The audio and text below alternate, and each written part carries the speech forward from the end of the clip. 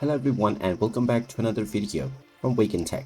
In this video, I'm going to show you how to ask questions on the ChatGPT platform. So let's get started right away. First of all, open up your web browser and then in the address bar type in chatgpt.com and press enter. You will now be taken into the official ChatGPT website. You may log into your account if you haven't done so already by clicking on the login button at the top right corner. Once you log in using your email address and your password, you will be taken back into the homepage where you can directly ask your questions. Within the message ChatGPT box, you can type any question that you are looking an answer for. Once you type in your question, you can simply tap on the send button to send your question to ChatGPT. And once you send your question, you will get an answer from ChatGPT right away. You may also ask further clarification on top of this response, and the AI will build up on the previous conversation to give you a more elaborate response.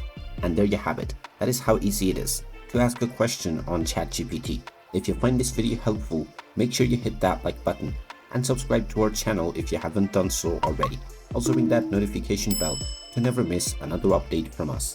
Thank you for watching and I will see you again in the next video.